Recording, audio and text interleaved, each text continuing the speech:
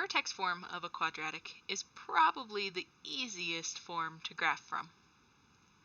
It's written out as f of x, or y, equals a times x minus h plus k. Alright, where h and k are the vertex of our parabola. Now just kind of a heads up, when you go to write hk, because there is a subtraction sign here inside the parentheses, it's going to look like your h value changes sign. The k doesn't have that because of the plus here. So let's go ahead and take a look at how to graph with this example. So first step is to graph the vertex. The vertex here, okay, is going to be at -2, 4. And the reason for that is because h is the number being subtracted from x.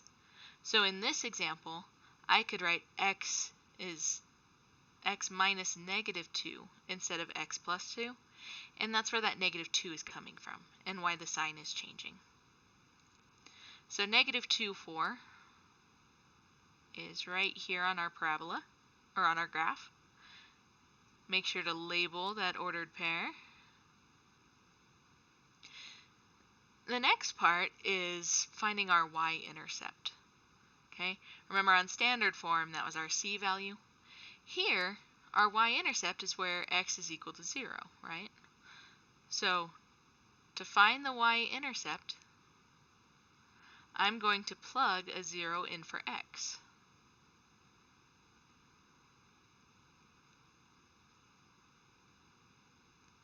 And when I go to simplify this, 0 plus 2 is 2, and I square that and get 4.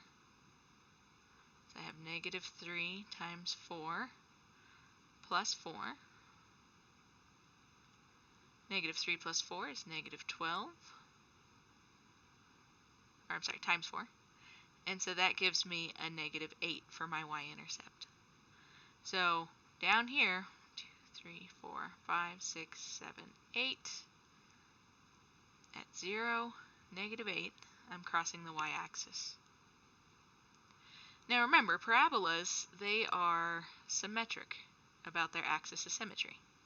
So where this vertex is, I can go ahead and draw a vertical line down through my graph. And I can reflect any point that I find across that axis of symmetry. So this is at x equals -2, my h value. So now that I found my y-intercept, I see that it's only 2 units away from the axis of symmetry. So I can go 2 units the other way and get a third point for my graph. The other thing that I would do is I'll use my a value to tell me how far I go up or down when I go 1 unit to the side of the vertex. So here my a value is -3. So when I go 1 unit to the side, I'm going to go down by 3. So this is at -1, 1. And that works going to the left as well. Okay, that's at -3, 1. And then I can go ahead and draw my parabola that way.